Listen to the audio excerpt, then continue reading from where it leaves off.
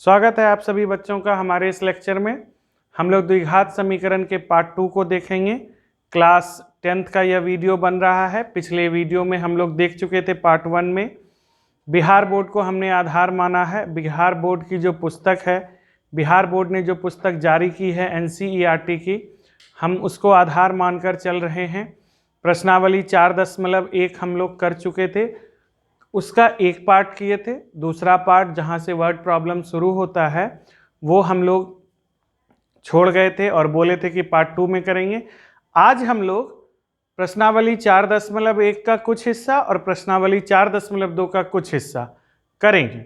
अगर वीडियो ज़्यादा लंबा होने लगेगा तो प्रश्नावली 4.2 को फिर आधा पे छोड़ दिया जाएगा और फिर उसको अगले पार्ट में करेंगे। ये तो एक सतत चलने वाली प्रक्रिया है, इसके अनुसार हम लोग आगे बढ़ते चलेंगे।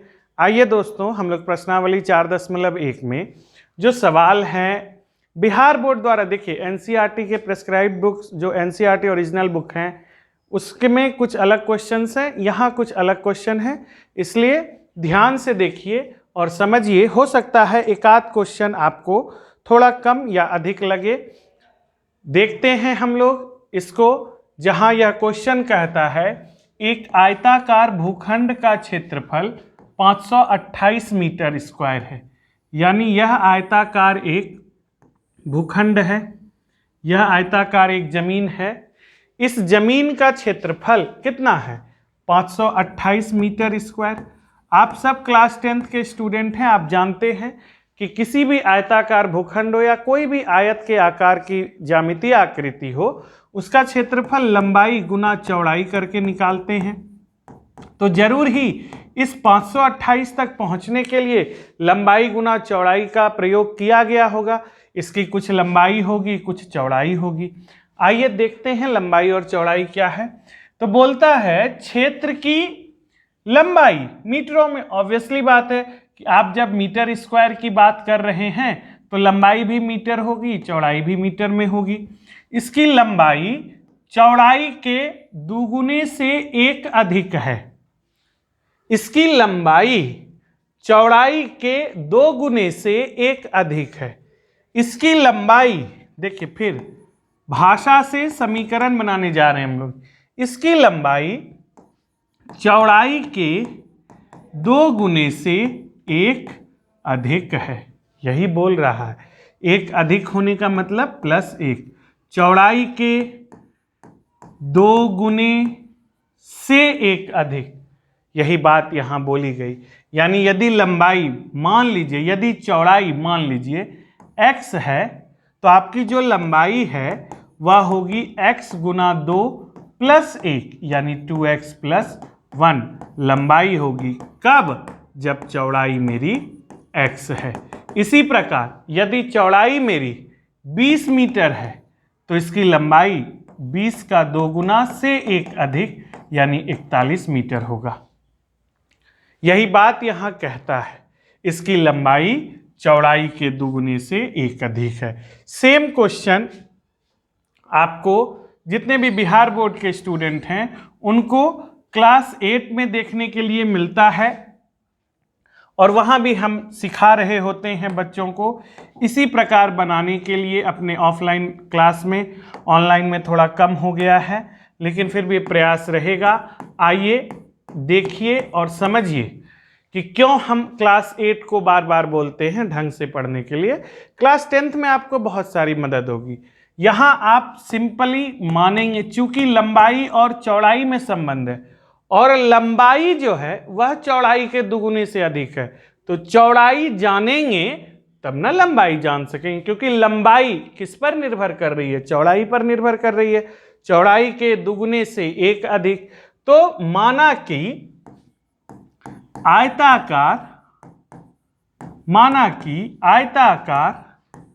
भूखंड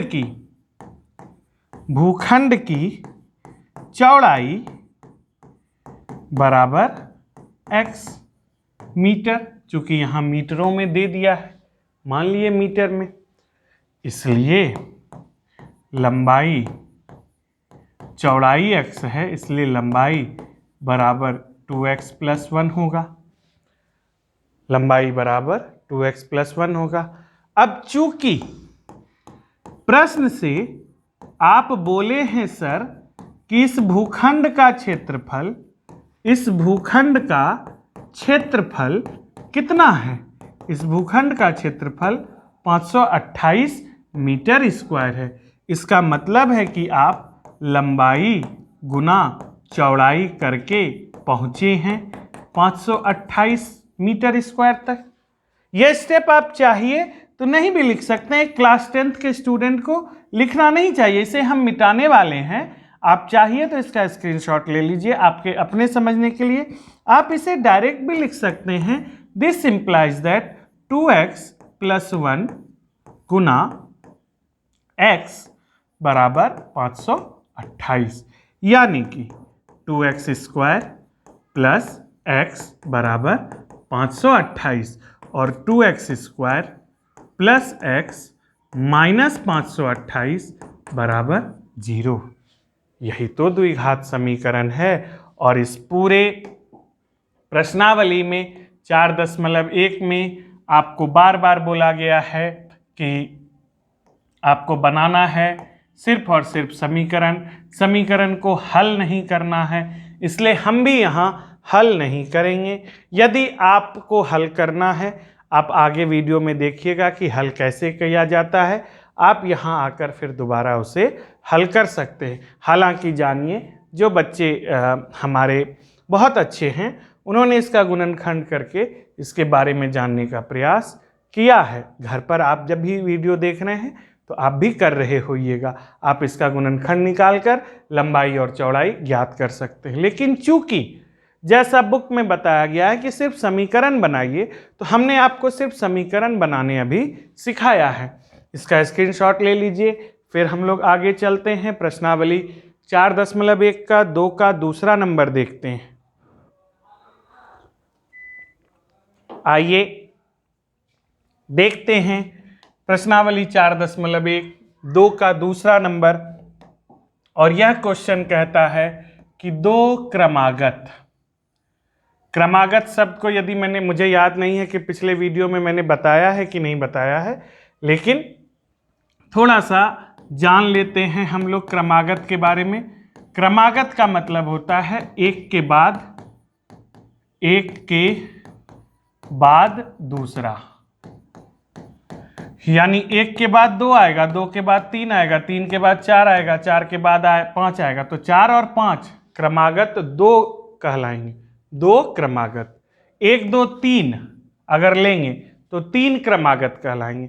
अगर हम 15 16 17 लेंगे तो 3 क्रमागत कहलाएंगे। यदि हम 12 और 13 लेंगे तो 2 क्रमागत कहलाएंगे। अब इसी क्रमागत के साथ सम और विषम का खेल होता है। क्रमागत सम और क्रमागत विषम। आप जानते हैं सम और विषम, आप अगर 3 से विषम को शुरू कीजिएगा तो 3 5 7 9 11, हर एक में 2 2 की बढ़ोतरी हो रही है। सम को अगर 2 से शुरू कीजिएगा तो 2 4 6 8 10, तो हर एक में 2 2 की बढ़ोतरी हो रही है। यानी 2 क्रमागत सम संख्याओं के बीच 2 का अंतर रहता है, 2 क्रमागत विषम संख्याओं के बीच 2 का अंतर रहता है, लेकिन 2 क्रमागत संख्याओं के बीच केवल 1 का अंतर रहता है। इसलिए जब कभी भी सिर्फ क्रमागत बोला जाए तो यदि एक संख्या x है तो दूसरी संख्या x+1 होगी, तीसरी संख्या x+2 होगी, चौथी संख्या x+3 होगी। मान लीजिए आपको बोला गया 3 से शुरू करके 4 क्रमागत संख्याएं लिखिए, धनात्मक जो हो, तो आप लिखिएगा 3 4 5 और 6 लिखिएगा ना 3 से शुरू करते हुए। तो 3 के बाद 4 कैसे आया? जब आप इसमें 1 जोड़े। 3 के बाद 5 कैसे आया? 4 के बाद, तो 4 में आप 1 जोड़े, लेकिन 3 में आपको जोड़ना कितना पड़ा? तो 2। यही कारण है कि पहला अगर x है तो दूसरा x+1 है और तीसरा x+2 है। ठीक है। अगर आप इसी स्थान पर अगर आप यह देखिए सम संख्या को लेकर चलिए 2 4 6 8, तो 2 के बाद 4 कैसे आया, तो आपने +2 किया। 4 के बाद 6 कैसे आया, तो आपने +2 किया। लेकिन यदि कोई व्यक्ति आपसे यह पूछे कि 2 के बाद +6 तक कैसे पहुंचे, तो आप बोलिएगा कि सर हमने +4 किया। इसलिए जब कभी भी सम और विषम का चक्कर पड़े तो आपको पहली संख्या को x माननी चाहिए, दूसरी संख्या को x+2 माननी चाहिए, तीसरी संख्या को x+4 मानना चाहिए। आप खुद देख लीजिए, x 4 तक पहुंचने के लिए आपने x+2 का प्रयोग किया और 6 तक पहुंचने के लिए आपने 2 में 4 जोड़ा, यानी x में आपने 4 जोड़ा। और चौथी संख्या में चले जाएंगे तो x+6 होगा। तो 2-2 बढ़ता है। और यदि आप क्रमागत संख्या लेते हैं तो 1-1 बढ़ता है। ठीक है, ये क्लियर हो गया। तो आइए देखिए क्या बोलता है। बोलता यह है कि सर दो क्रमागत धनात्मक पूर्णांकों का गुणनफल, दो क्रमागत धनात्मक पूर्णांकों का गुणनफल। तो आइए सर मानते हैं हल में,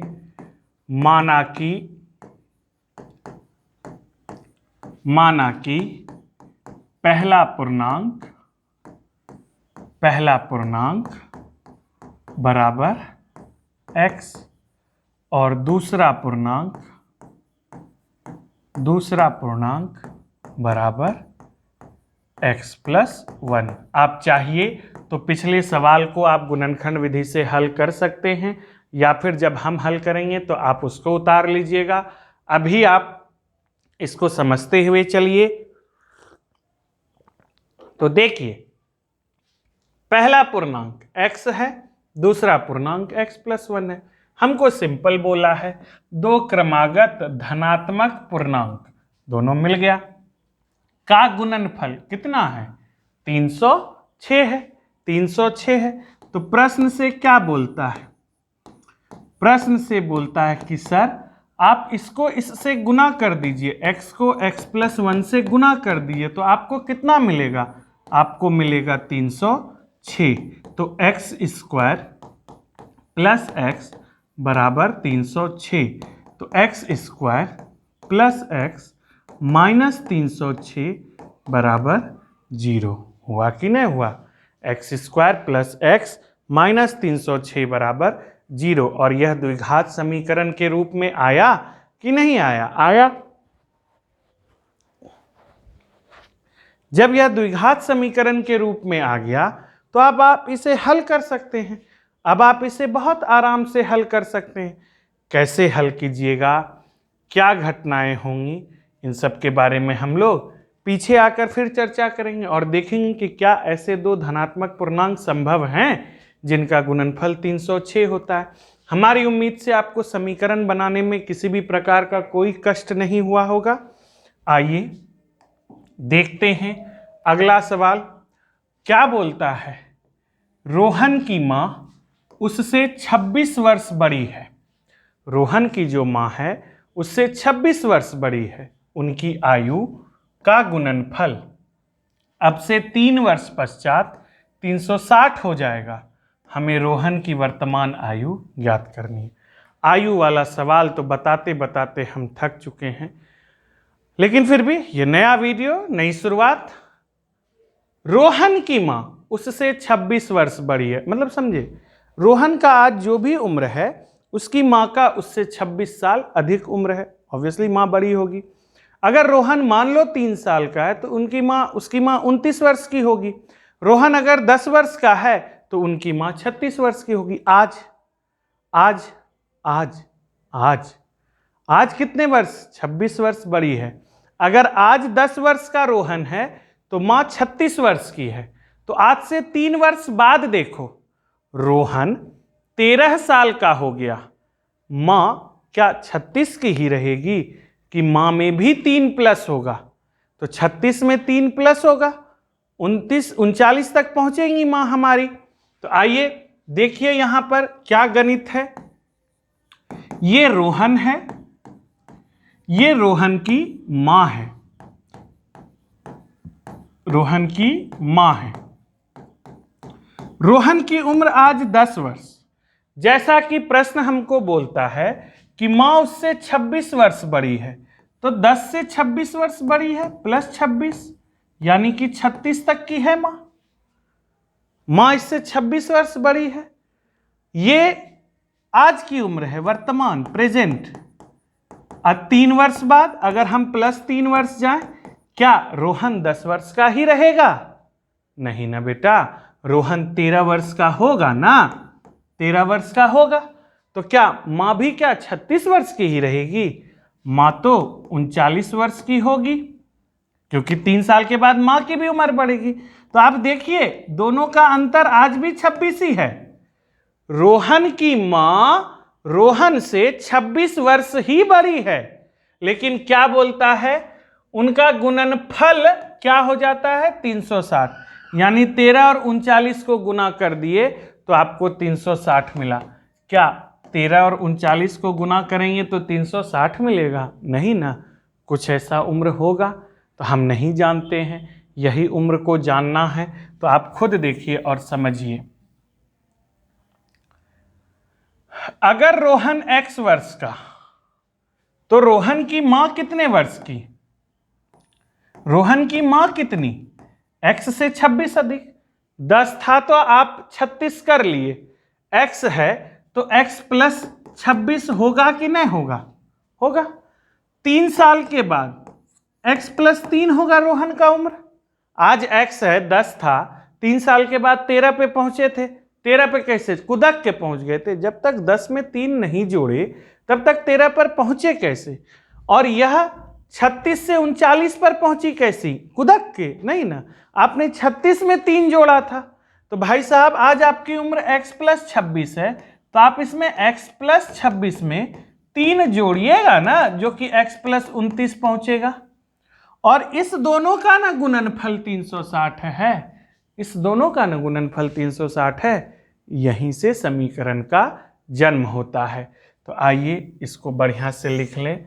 हमारी उम्मीद से आप यदि नहीं समझे हैं, एक बार वीडियो को थोड़ा सा पीछे ले जाकर खूब शांति से इसको समझने का प्रयास कीजिएगा। और हम लोग देखते हैं ये सवाल, जहां हम लिखेंगे माना कि रोहन की उम्र, रोहन की उम्र x वर्ष, और यहां पर ब्रैकेट में लिख देंगे हम, सर ये वर्तमान उम्र की बात कर रहे हैं, आज की। तो रोहन की मां की उम्र, रोहन की मां की उम्र रोहन से 26 वर्ष बड़ी है, यानी x प्लस 26 वर्ष हो गया। ठीक है। प्रश्न से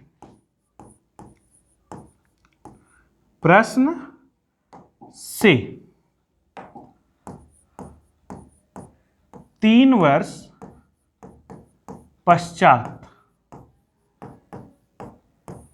रोहन की उम्र x प्लस 3 हो गई, और रोहन की मां की उम्र x प्लस 26 प्लस 3 हो गई। इन दोनों का गुणनफल कितना है? 360 है, यानी x plus 3 into x plus 29 बराबर 360। अब आप इसको गुना कर लीजिए। x square plus 29x plus 3x plus 3 नमा 27, 2 3 दूनी 6 2 8 बराबर 360, यानी x square plus 32x plus 87 minus 360 बराबर 0, यानी x square plus 32x minus 10 में 7 गया 3, 15 में 8 गया, 10 में 7 गया 3, 15 में 8 गया 7, 273 बराबर 0। तो ये हमारा सवाल हो गया, ये समीकरण के रूप में आ गया। आप इसे खूब आराम से देख सकते हैं, इसका स्क्रीनशॉट ले सकते हैं, और हम लोग अपने अगले सवाल की ओर बढ़ेंगे। हम लोग अपने अगले सवाल की ओर बढ़ेंगे।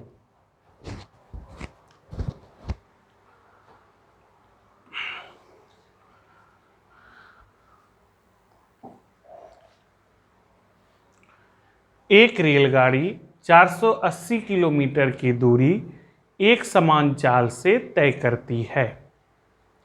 यदि इसकी चाल 8 किलोमीटर प्रति घंटा कम होती तो वह उसी दूरी को तय करने में 3 घंटे अधिक समय लेती। हमें रेलगाड़ी की चाल ज्ञात करनी है। सिंपल है बाबू, इसको जरा थोड़ा सा ध्यान से समझेंगे हम लोग, इसको ध्यान से समझने का प्रयास करेंगे।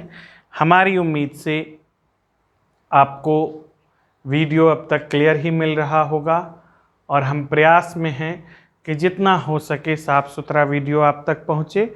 आइए देखते हैं, थोड़ा सा इस बात को ध्यान से समझते हैं। यह सवाल है ही बहुत अच्छा, बहुत सुंदर सवाल है। हम लोग जिस सिस्टम से पढ़कर आए हैं उस सिस्टम में ये सारा सवाल हम लोग क्लास 6 में बनाया करते थे। 6 के बाद 8 में भी बहुत अच्छे से बनाए इन सब सवालों को। वहाँ पर थोड़ा सा हमारे लिए सरल होता था, द्विघात में नहीं होता था। आपके लिए द्विघात में है। आइए, आप हो, हम हो, कोई भी सिस्टम हो, आपने चाल बराबर दूरी बटे समय का सूत्र पढ़ा है। आप अगर इसको लिखना चाहिए तो समय को दूरी बटे चाल लिख सकते हैं। दूरी बटे चाल। मान लीजिए कोई रेलगाड़ी है, कोई बस है या कोई भी वाहन है या आप ही हैं। मान लीजिए आपकी चाल मैं आपको बोलूं कि 60 किलोमीटर प्रति घंटा है और आपको जाना 600 किलोमीटर है, तो बताइए कितना समय लगेगा? कितना समय लगेगा बताइए तो बाबू, कितना समय लगेगा? हाँ सर, कितना आसान तो सवाल दिए हैं। चाल दिए हुए हैं 60 और दूरी दिए हुए हैं 600, तो सर फट हम लोग कर लिए 10 घंटा लगा। 10 घंटा लगा। अब आप देखिए, हम आपके साथ ही थे। आप 600 किलोमीटर तो 10 घंटा में पहुंच गए, लेकिन हम तुरंत आपको फिर बोले कि फिर लौटो, यानी वही 600 किलोमीटर आपको आना है। तब तो आप थक चुके हैं। आपकी स्पीड क्या हो गई? आपकी स्पीड हो गई 50 किलोमीटर प्रति घंटा। दूरी तो वही 600 किलोमीटर है। तो क्या अब भी आप 10 घंटा में ही लौट आइएगा? नहीं ना लौट आइएगा। आप यहाँ से निकालिएगा ना कि 600 दूरी है, आपका 50 चाल हो गया, तो अब आपको 12 घंटा समय लगने लगा। आप जो 10 घंटा में पहुंचे थे, वापस आने में आपको कितना समय लगा? 12 घंटा समय लगा। तो 10 घंटा और 12 घंटा के बीच में हम ऐसा बोल सकते हैं ना कि अगर आपकी चाल कम हो गई तो आपको 2 घंटा ज़्यादा लगा। यह बोल सकते हैं। अगर आपकी चाल कम हो गई, 60 के स्पीड से आते तो 10 घंटा लगता, लेकिन आपकी चाल कम हो गई तो समय आपका बढ़ गया। समय आपका बढ़ गया और कितना बढ़ा? 2 घंटा। यानी कि जब हम स्पीड कम करते हैं तो हमारा समय बड़ा होता है, जब हम स्पीड तेज करते हैं तो हमारा समय छोटा होता है, और बड़ा में छोटा को घटाया जाता है। तब यह 12 में जब आप 10 को घटाइएगा तो आपको 2 मिलेगा, 2 घंटे का अंतर मिलेगा। तो यही अंतर यहाँ भी है, इस सवाल में भी यही अंतर है। और यह अंतर क्या कहता है, जरा गौर से देखिए और समझिए। यह अंतर कहता है कि सर, एक रेलगाड़ी 480 किलोमीटर की दूरी एक समान चाल से तय करती है। आपको चाल नहीं दिया हुआ है, तो आपको यहाँ पर मानना होगा कि माना कि रेलगाड़ी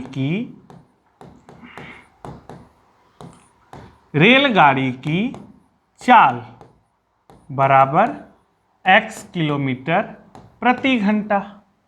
मान लिए रेलगाड़ी की चाल x किलोमीटर प्रति घंटा। दूरी कितना दूर जाना है? 480 किलोमीटर।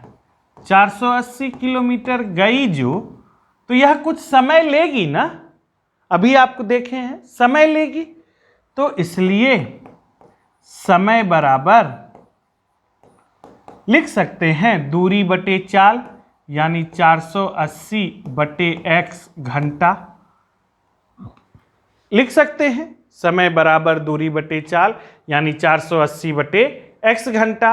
अब देखिए आपके साथ क्या हुआ है, आपने चाल धीमी कर दी, रेलगाड़ी ने चाल 8 किलोमीटर प्रति घंटा कम कर दी, यानी यह जो x किलोमीटर प्रति घंटा की चाल से चल रही थी, मान लो वह 10 किलोमीटर प्रति घंटा की चाल से चल रही थी, तो उसने अपना स्पीड 8 किलोमीटर प्रति घंटा कम किया, तो अब उसका स्पीड तो 2 ही है ना, 8 किलोमीटर प्रति घंटा तो नहीं है स्पीड, 8 किलोमीटर प्रति घंटा कम किया। ऐसा नहीं बोला कि 8 किलोमीटर प्रति घंटा कर दिया, ऐसा नहीं बोला, इसने क्या बोला कि 8 किलोमीटर प्रति घंटा कम कर दिया।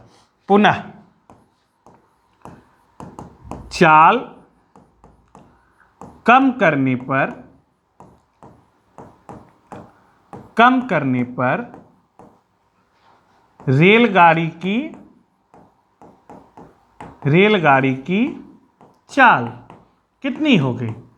पहले x से चलती थी, पहले 10 से चलती थी, 8 किलोमीटर प्रति घंटा कम कर दिए, तो x माइनस 8 किलोमीटर प्रति घंटा हो गई चाल रेलगाड़ी की। और दूरी तो सर वही 480 किलोमीटर है। तो अब की जो समय लिया जाएगा, अब की समय तो इसकी चाल से लिया जाएगा। दूरी ठीक है 480 है, लेकिन चाल क्या वही है, x माइनस 8 है ना, चाल क्या 60 था, 50 था ना जी, तो समय जो है आपका बदला ना, और इन्हीं समय का अंतर क्या है, 3 घंटा।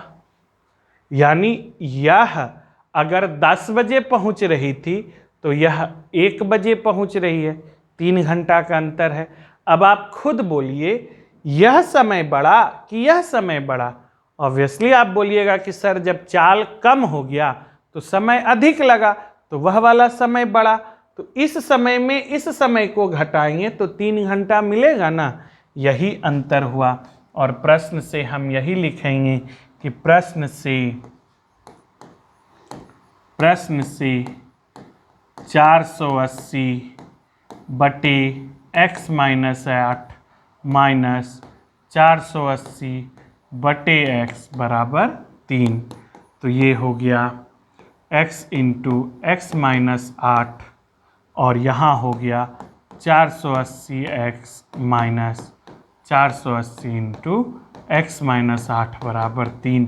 और इसी जगह हम मुस्कुराते हुए बोलेंगे उन कमज़ोर बच्चों से जिनको यह थोड़ी सी दिक्कत हुई होगी कि 8वां क्लास याद है ना मेरा, जहाँ हम बोलते थे कईहो ने बोलो बेटा कि 2 और 4 का लघुत्तम 4 होता है, हमेशा यह बोलो 2 और 4 का लघुत्तम 2 गुना 4 होता है। जब आप एलसीएम निकालते हैं तो आपके इस दोनों हर का लघुत्तम क्या होगा, आप इस दोनों को गुना कर दीजिएगा। x माइनस 8 से भाग दिए बचा x, x गुना हो गया, x से भाग दिए x, x कट गया, x माइनस 8 से गुना हो गया, तो ये हो गया 480x माइनस 480x प्लस 8 सुनाई के 0, 8 8 64, 6 8 चौक 32, 6 38 बटे एक्स स्क्वायर माइनस 8x बराबर 3। तो ये माइनस और ये प्लस वाला कट गया। आगे आइए आप सर देखिए 3840 बराबर 3 into x square minus 8x, यानी कि 3840 बराबर 3x स्क्वायर माइनस 8 दिया 24x। इसी को हम लिख सकते हैं 3x square minus 24x minus 3840 बराबर 0। और यही मेरा समीकरण हुआ। आप चाहिए तो इसका स्क्रीनशॉट ले सकते हैं, आपके लिए अच्छा रहेगा। अगर आप लेना चाहते हैं तो थोड़ा सा यह छोटा है, लेकिन प्रयास यह है कि आपके लिए यह बड़ा हो जाए। आप इसे साथ साथ भी लिख सकते हैं और स्क्रीनशॉट लेकर भी लिख सकते हैं। हमारी उम्मीद से आपको सारी बातें क्लियर हुई होंगी कि सवालों के समीकरण बनते कैसे हैं और देखते हैं आगे कि आखिर प्रश्नावली 4.2 कहता क्या है। प्रश्नावली 4.2 ये हम बार बार बोल रहे हैं, बिहार बोर्ड पर आधारित है। बिहार बोर्ड पर आधारित है। आप कतई इससे इस बात का अनुमान न लगाएं कि कोई बड़े सेक्शन में कहीं कंपटीशन में इसका कैसे यूज होता है। इसका किसी प्रकार से कोई अनुमान न लगाएं, प्लीज़ न लगाएं। बिहार बोर्ड पर आधारित हम क्लास 10th को पढ़ा रहे हैं। देखते हैं, गुणनखंड करने आपको क्लास 8 में भी बताया गया था और हम भी आपको बताते हैं। आप जानते हैं इस अचर पद को इससे गुना कर दो, तो आपने -10 को x² से गुना किया, -10x² मिला। अब -10x² को 2 टुकड़ा में बांटो, ऐसा बांटो 2 टुकड़ा में, ऐसा बांटो 2 टुकड़ा में कि यदि आप इन दोनों टुकड़ा को, ये जो एक टुकड़ा निकला और यह जो एक टुकड़ा निकला, इस दोनों को गुना करें तो आपको -10x² मिले। लेकिन यदि इसे जोड़ें या घटाएं तो आपको -3 मिलना चाहिए, -3। तो आप देखिए, अगर आप यहां 5 लिखिएगा और यहां 2 लिखिएगा, ठीक है बेटा, देखते चलिएगा, समझते चलिएगा। 5 में 2 से गुना कीजिएगा, 10 मिलेगा, लेकिन आपको क्या चाहिए, -10। तो आपने क्या किया, 2 को माइनस कर दिया, तो 5 गुना -2, 5 गुना -2 आपका -10 हो गया। 5 गुना -2 आपका -10 हो गया। इसको देखिए, आप थोड़ा सा हम इसको बीच में लेकर चले आते हैं ताकि आपको समझाने में दिक्कत नहीं हो। 5 गुना -2 तो -10 हो गया, लेकिन बेटा 5 में 2 घटाइएगा तो 3 मिलेगा ना, और आपको चाहिए क्या था, -3। चूंकि यहाँ -3 है, इसलिए 3 को -3 बनाने के लिए यहाँ 2 को प्लस होना होगा और 5 को माइनस होना होगा। ये सबसे आसान गुणनखंड है। हमारी उम्मीद से आप इसको खूब अच्छे से कर लेते हैं। क्लास 8 में आपको सिखाया भी जाता है गुणनखंड करने। आइए हम लोग इसका गुणनखंड करें और देखें। गुणनखंड के बारे में हालांकि थोड़ा बहुत मैंने पार्ट 1 में भी बताया था। आइए देखिए, आप इसको लिख सकते हैं x² - 5x + 2x - 10 = 0। तो x × x - 5 कॉमन ले लिए, प्लस 2 × x - 5, यहाँ 2 कॉमन ले लिए, 0। अब x - 5 कॉमन आ गया, इंटू x + 2 बचा रह गया, बराबर 0 हो गया। तो x - 5 = 0, या तो x + 2 = 0। और द्विघात बहुपद के भी समय मैंने इस गुणनखंड को बहुत विस्तृत रूप से समझाया था, इसलिए x = 5, या तो x = -2, ये 2 उधर गया -2, ये -5 गया उधर गया +5, इसलिए x बराबर क्या आंसर निकला, 5, -2 आंसर निकला ना। इसी प्रकार इसको देखिए, 2 छक 12 होता है, माइनस गुना प्लस -12 है। यहां बीच में क्या है, 1 है। 1 को ऐसा 2 टुकड़ा में तोड़ो कि वह -12 पूरे, लेकिन गुना करने पर, लेकिन जब जोड़ दें या घटाएं, दोनों में से कोई एक काम करें तो 1 मिले। तो इसका सिंपल है सर, 4 और 3, 4 तिया 12 हो गया और 4 में 3 घटा दिए तो 1 हो गया। तो आप इसको लिख सकते हैं 2x² plus 4x minus 3x। इस x को आपने लिख दिया, इस x को आपने लिख दिया, 4x माइनस 3x। अब इस दोनों को गुना किया, माइनस 12x² माइनस 6 बराबर 0। तो सर देखिए 2x कॉमन, x प्लस 2 बचा, माइनस 3 x प्लस 2 बचा बराबर 0। आइए यहाँ x प्लस 2 कॉमन और यहाँ क्या बचा 2x माइनस 3 बराबर 0, यानी x प्लस 2 बराबर 0 या तो 2x माइनस 3 बराबर 0। तो भाई साहब हमारे हाथ में क्या लगा, हमारे हाथ में लगा x बराबर -2, x बराबर -2 या तो x बराबर 3/2। ये -3 उधर गया, +3 फिर 2 आकर भाग में हो गया, इसलिए x बराबर क्या हमें 2 आंसर मिला, -2 और 3/2 आंसर मिला ना। आप हर हाल में देखिएगा कि आपको x का 2 मान मिलेगा। क्यों 2 मान मिलेगा? क्योंकि यह द्विघात समीकरण है। द्विघात समीकरण और द्विघात बहुपद में क्या अंतर होता है? तो द्विघात समीकरण और द्विघात बहुपद में अंतर इस बराबर 0 का होता है। आइए अगला सवाल देखते हैं। अगला सवाल रूट वाला है। तो आपको हम क्या बोले हैं, c को और इसको गुना कीजिए। तो 5√2 गुना √2 कीजिएगा तो 5 गुना 2 यानी कि 10 हो गया। अब 10 को ऐसा 2 टुकड़ों में बांटो कि 7 पुर जाए, तो 2 और 5 होगा ना जी। 2 में 5 जोड़िएगा तो 7 पुरेगा ना, और 2 गुना 5 कीजिएगा तो 10 होगा ना। और ये प्लस प्लस प्लस ना है, इसलिए आप इसका गुणनखंड इसी प्रकार कीजिएगा। आइए देखिए, लेकिन यहाँ आपको कॉमन लेने में थोड़ी तकलीफ होगी। √2x² plus 2x plus 5x plus 5√2 बराबर 0। अब सर यहाँ पर कॉमन क्या लें? तो कॉमन ऐसे लिया जाएगा बेटा, √2x² को आप लिख सकते हैं √2 गुना x, और इस 2x को आप लिख सकते हैं 2 गुना x। क्या हम इस 2 को नहीं लिख सकते हैं √2 गुना √2? √2 गुना √2 भी तो 2 होता है। तो यहाँ से देखो √2 निकला, यहाँ से x कॉमन हुआ, तो यहाँ पर कॉमन क्या आया? यहाँ पर कॉमन आया √2x। आप चाहिए तो इसका स्क्रीनशॉट अभी ले लीजिए, यह थोड़ी देर में इरेज हो जाएगा।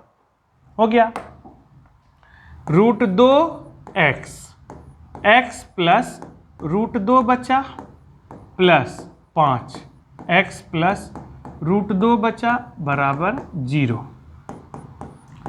कॉमन आ गया x प्लस √2, बचा क्या √2x प्लस 5 बराबर 0। तो x प्लस √2 बराबर 0 या तो √2x प्लस 5 बराबर 0, तो x बराबर -√2 या तो x बराबर -5/√2। इसी में यदि हर का परिमेयीकरण कर दीजिएगा तो -5√2/2 मिलेगा, और नहीं कीजिएगा तो x बराबर -√2, -5/√2।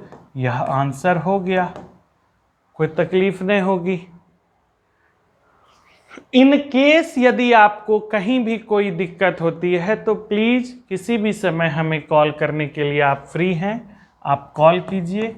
हम आपको हर एक बात डिटेल में भी बताएंगे। आपकी जानकारी के लिए बता दें, इन्हीं सब चीज़ों को हम जूम पर भी पढ़ा रहे हैं शाम में, और आप लोग जो भी जुड़ते हैं सब ध्यान से ही पढ़ रहे हैं, अच्छा कर रहे हैं। 8 दूनी 16x² माइनस 8x प्लस 1 बराबर 0। लघुत्तम ले लिए, 8 चला गया उधर 0 की तरफ, यहाँ बचा क्या 16x² माइनस 8x प्लस 1 बराबर 0। 8 गुना 0 0। अब इस 1 को आप 16 से गुना किए 16, वो भी प्लस में। 8 को ऐसा 2 टुकड़ा में तोड़ो कि जोड़ने या घटाने कोई एक काम करने पर वह 8 पूरे, लेकिन गुना करने पर वह 16 पूरे। तो 4 और 4 मिलता है दिमाग से। जहां दिमाग नहीं बोलेगा ना वहां हम बताएंगे कैसे किया जाता है। 8 मिला, आइए देखिए, 16x² माइनस 4x प्लस 1 बराबर 0। -4 -4 -8, -4 प्लस 16 गुना किए तो अगर आप यहाँ से 4x कॉमन ले लिए तो आपके पास बचा 4x - 1, यहाँ से -1 कॉमन ले लिए तो बचा 4x - 1 बराबर 0। यानी 4x - 1 इंटू 4x - 1 बराबर 0। यानी कि 4x - 1 बराबर 0 या तो 4x - 1 बराबर 0। इसलिए x बराबर 1/4 या तो x बराबर 1/4। इसलिए x बराबर 1/4, 1/4 ये आंसर हो गया। x बराबर 1/4, 1/4। हमारी उम्मीद से आप अब सब कुछ क्लियर करके बैठे होइएगा। आगे आप खुद बनाने के लायक हैं। असाइनमेंट देकर हम आपको बंधन में नहीं बांधते हैं, आप खुद मर्जी से अपना बनाइए। जो हम जूम पर देते हैं आप वहां बनाकर भेजते हैं, हमें बहुत खुशी होती है। इसी प्रश्नावली 4.2 के अगले कुछ सवालों के साथ हम बहुत जल्द आपसे मिलेंगे। तब तक के लिए घर पर रहिए, स्वस्थ रहिए, सुरक्षित रहिए। धन्यवाद।